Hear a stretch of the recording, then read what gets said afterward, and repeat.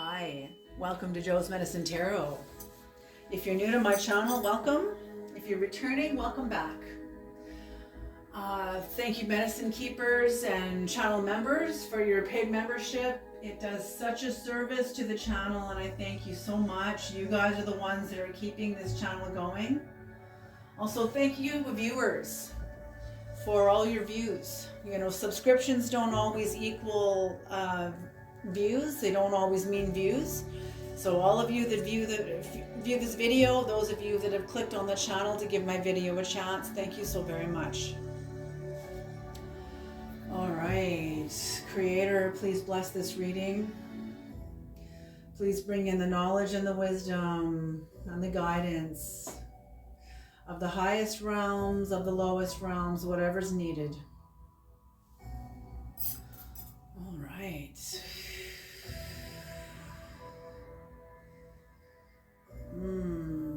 Right, I can feel some high voltage knowledge that wants to come into the reading.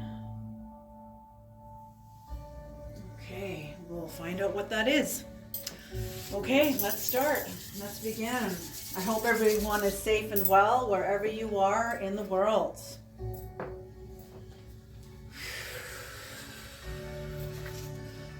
It's a pretty exciting time to be alive on the planet. Doesn't mean it's easy. A lot of shit going on right now is actually very hard to watch. All right, just having a cappuccino with all of you.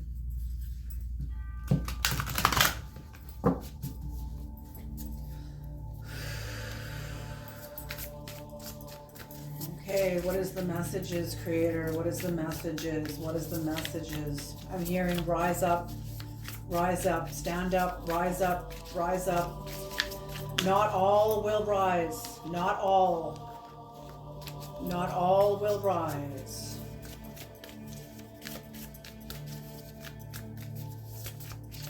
Okay. For those of you that can, rise up, stand up. If you're not already standing up, if you haven't already risen up, for those of you that are ready to, rise up. Dance is on one foot, balancing act. Beautiful. This is number 9. So you're at some level of completion in your life, some sort of a completion of a cycle of some kind in some way.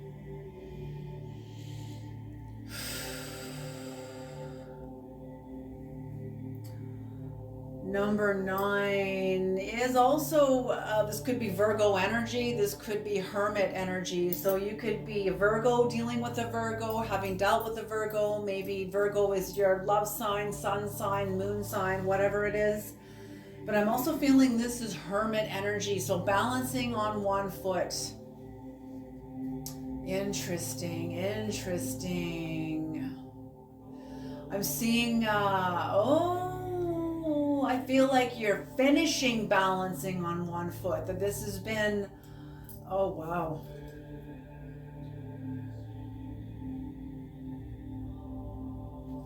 Kind of fitting into a group. Fitting into a group. Whale song resonating 61, which breaks down to a 7. So you are completing some sort of a cycle where you've been balancing on one foot. High Priestess energy, either standing in duality or standing in unity, one or the other, you know, and we can shift feet as we go, you know. Sometimes we do stand on one foot and pretend to be balanced, but we can't keep that up forever, you know. Why? Because you lose, because you develop atrophy in the other foot, and you could sustain some sort of spiritual injury by overcompensating, because we don't want to develop the psychic muscle to make room for the other side of the brain. You know, that's sometimes how it is too. So yes, whale song. So whatever's going on, you're getting initiated into the depths. I feel like you balance on one foot, whether it is duality or whether it is unity. I'm feeling it like it's almost been like a walk. When you walk with each foot. First, one foot in front of the other. One foot walks, then the other, then the one and then the other, and you're walking. It's one after the other, and that's its own balancing act. That's its own balancing act.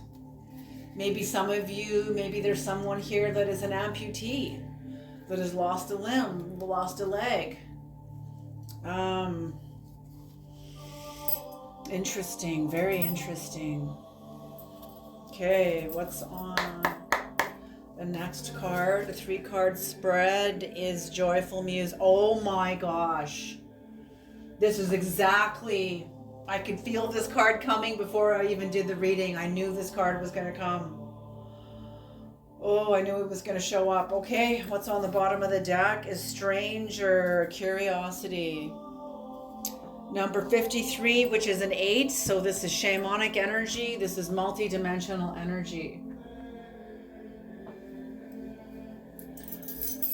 Okay, very interesting. Balancing act, standing on one foot. Dance is on one foot. The dance, a sacred life and the sacred dance. Beautiful, beautiful energy. And then whale song. So coming into some sort of a completion, the dance, you know it well enough where you can dance on one foot. You know it well enough where you can gain your balance on one foot or on the other. Whatever it is.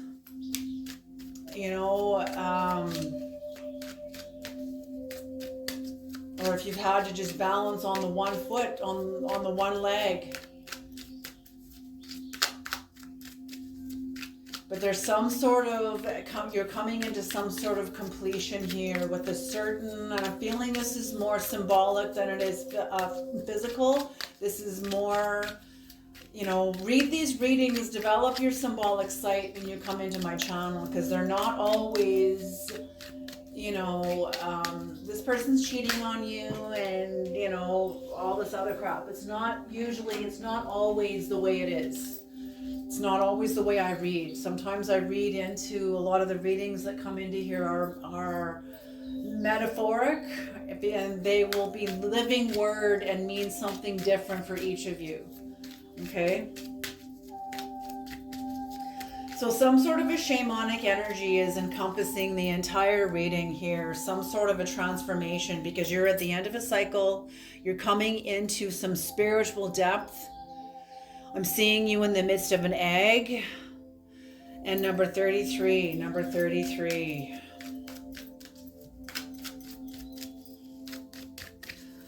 Okay, what's the balancing act, Creator? What's the balancing act? This is incredible. Okay, one quick shuffle here.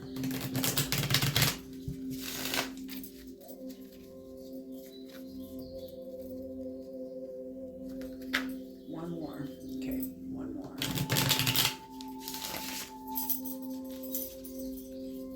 All right. All right, everyone.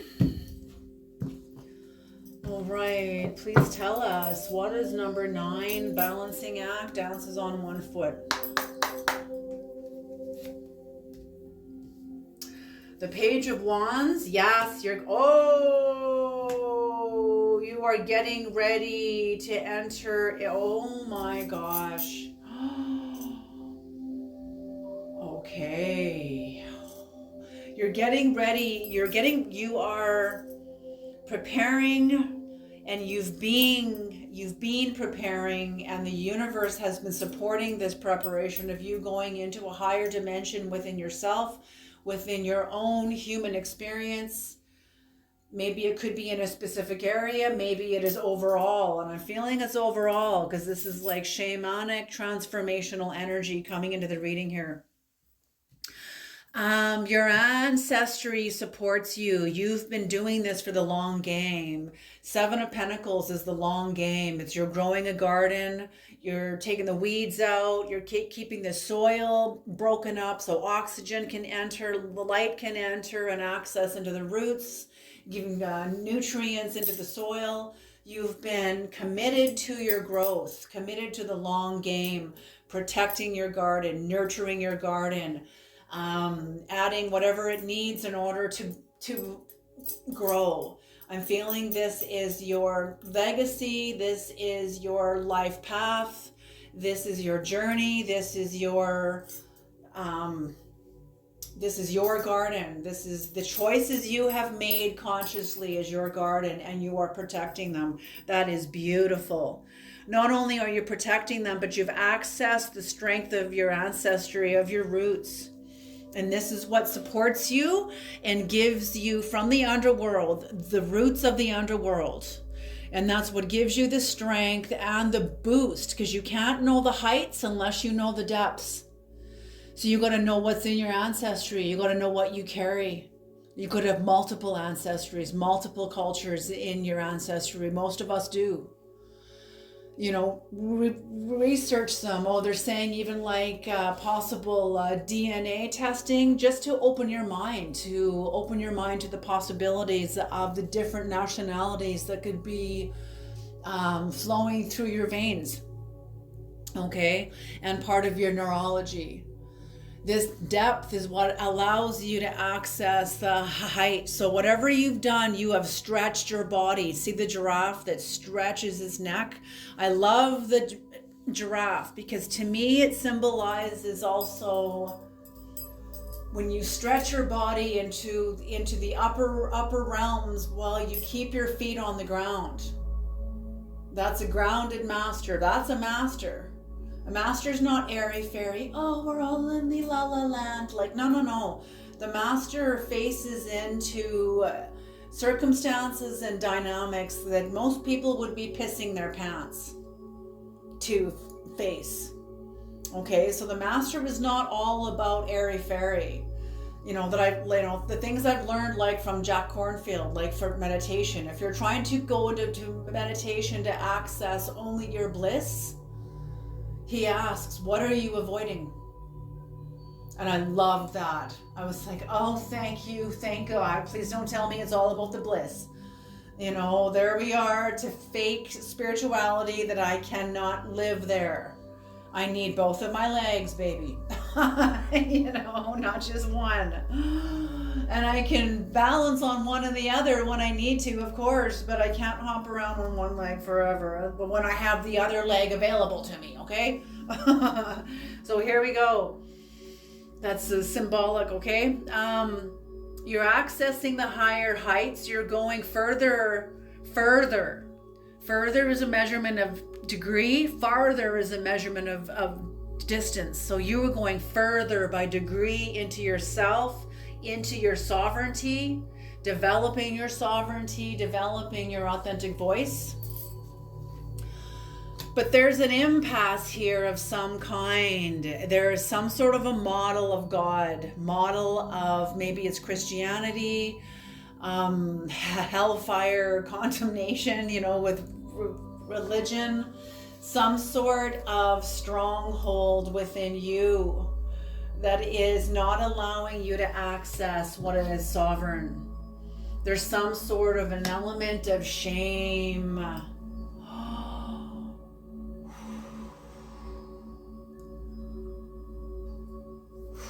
Okay, what's on the bottom of the deck for this? The Ace of Cups in reverse. So your life is on the altar, baby. Your life is on the altar. There is something on the altar that is getting these. Okay, first of all, these readings are fluid. So whatever's going on, whenever you read this reading, this is for you at that time, whenever you discover it and feel pulled to it. Okay, whatever's going on, your life is on the altar. There is something within your life that is getting, that the Creator, you and the Creator both are getting ready to offer up something within yourself.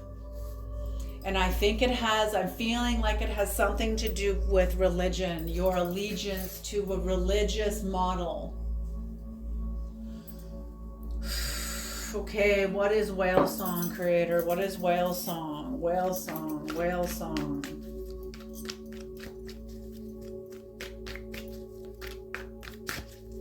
Number 61, this is very spiritual energy. What is whale song? Whale song. Oopsie. Nope. You're face down and they're going to stay down. Okay, what is whale song, creator? Any jumpers? Nope. All right.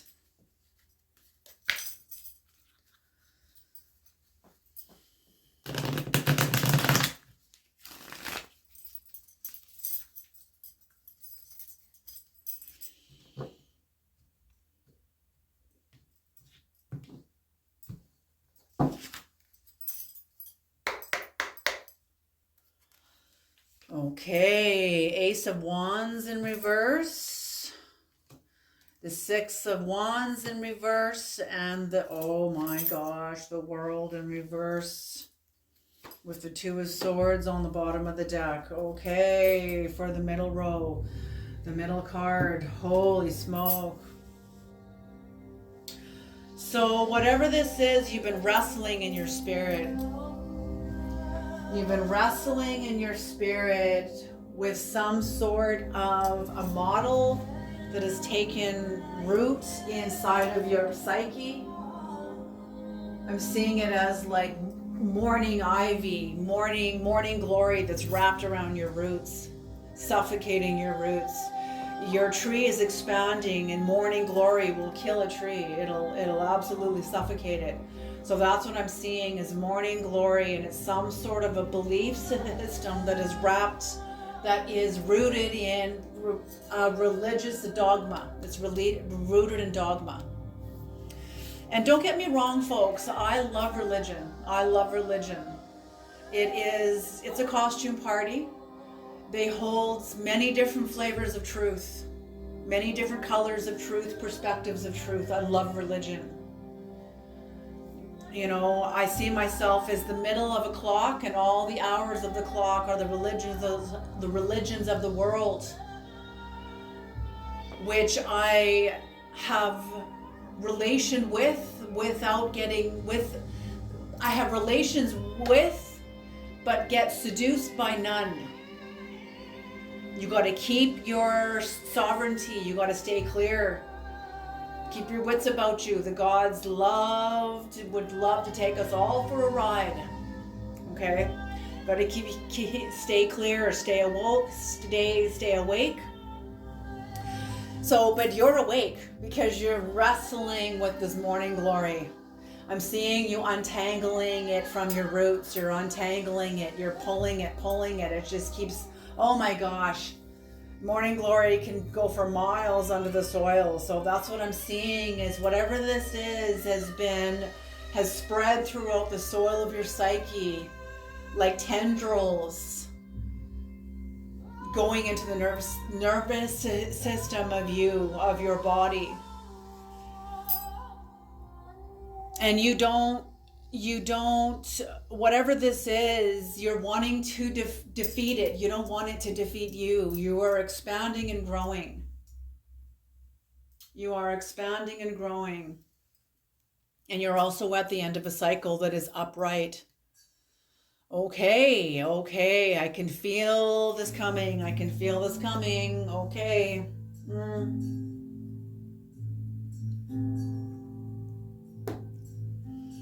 Let's get the last set of cards.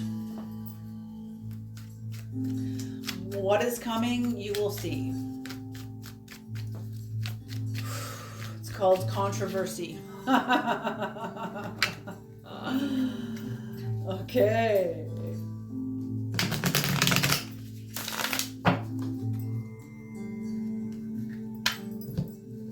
What is 33, creator? What is 33? 33, the joyful muse. What is 33? Yes, you've also reached the end of a cycle with this morning glory. You've reached the end of it. Whatever the morning glory is, whatever dogma this is, it's like you're come to the end of it. And like it's yes, you've come to the end of it. And you've gone through whatever this is. I know these are just cards, but what they're showing me is big energies within these cards. Whoever you are, whoever I'm speaking to, you are somebody that is coming out of the dark night of the soul. And you can't go back into the dogma. Right now I'm seeing you ripping all the roots out of your nervous system. You know, it's not that you're turning your back on religion, but your relationship to religion has changed. And it's time. It's time. It's right on time, right on schedule, because you're at the end of a cycle with it. So these are fixed energies. These are long-standing energies that have been on the planet for a long, long time. Not just in your life, but globally. Okay.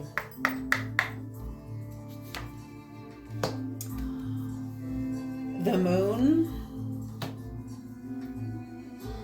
The Nine of Pentacles in reverse. And the Queen of Cups in reverse. Yes. Okay. It has to come out. It has to come. This is the Nine of Wands. Okay. What's coming to me is John chapter 10, verse 34. Help me bring this through, Creator. Please help me. Give me the language and the grace so that this message can be heard. What's coming here, what I'm seeing here, before I go into this, I'm going to tell you this, John, because it's going to integrate with this. I've had many discussions with pastors about this very scripture. Christ in this scripture, look this up, John chapter 10, verse 34, where Christ challenges all the lawyers and Pharisees and scribes and religious rulers of his day that had the power between man and God. And Christ challenged them and said, does not your law even state, your own law, does it not state that God has proclaimed that ye are gods? And he's quoting the Old Testament. He's quoting Psalm chapter 82, verse 6, where it says, thus saith the Lord, I have said ye are gods. And I have asked pastors this, so what is, explain this then? And pastors will say, oh, well, you know, it's not true because the words in the Old Testament, it's with a little g. I'm like, okay, so then what you're telling me then is that the scribes of his time were right to kill Christ then Jesus is not the Son of God then. And they're like, well, no, he is. And I'm saying, so then why did he quote this? So then he's right. Then we are gods. No, that's not. Well, then what is he saying then? Why is he quoting this? And none of them wanted to answer me. None of them, 100%. I'm telling you. This is why I had to leave the church. This is why Christ actually led me out of the church. Like it was time to move on from this. You will not find your sovereignty among the herd. You will not find your sovereignty among the herd, and the herd will not support it. They will not encourage it, and they will not support it. They will act like they do. They will talk like they do until it gets real. Till it gets real. When it gets real, it means you stand up in your own empowerment. And what these scriptures and all of this, what does this mean to you? Are you going to develop your own mind on this? Or are you going to like plagiarize the whole thing for us here? What does this mean to you? You're either sovereign or you're not. And that's what I'm seeing here is you're letting go of some religious dogma. And this dogma has prevented, and there's people around you that are supporting you, are invested in you remaining invested in dogma. And people that are wanting to take your clarity from you, take your, can confuse you. Where you are supporting the herd but not supporting yourself. You are encouraging the herd, supporting the herd, buying into the herd mentality but not developing your own. Absolutely. And I'm feeling that when you come through this transformation, you will be one fuck of a force to be reckoned with. No one will ever confuse you. No one will ever confuse you. You're going to have your own sovereign thoughts about yourself, about your life, about where you think you should be. You're not going to be letting it. I'm not saying cut yourself off from everybody and, no. But just don't give your power away. And that's what I'm seeing you not doing, is no longer you and the Creator both. See, when I came into tarot and into all these into the occult, I was told in my own prayer closet from the Holy Spirit, go into the occult, go into the forbidden areas the church tells you not to, and look for me there. That blew my mind. You think I could, this was over 20 years ago. You think I could tell anybody that was in the church about this?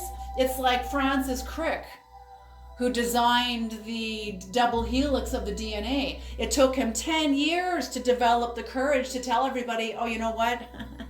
That image came to me while I was under the influence of LSD. Just letting you know. They're saying that the forbidden fruit of the tree that Eve ate was the acacia fruit. It's a psychedelic. So yes, I feel like explosions of growth that is going to take you beyond where the tribal mind can take you. That's why the tribal mind cannot enter into the promised land. And the promised land is not a place. It's a state of mind, and it is inescapably personal. You will have beliefs, you will have experiences that only you understand. Which means after this point, this is sort of like a linear reading, but it's not. Because at this point in your journey, you won't be able to take the experiences you have back to the tribe. They're not going to understand them. You may be able to speak about them with other sovereign awakened souls that may speak the same language of you. That's what the Tower of Babel was all about. It's all about language. Okay. All right, you guys, I'm going to leave this reading here. This was a very powerful reading. You got cosmic in 28 minutes. All right, you guys, you have a beautiful day, and I will see you in the next reading. All righty.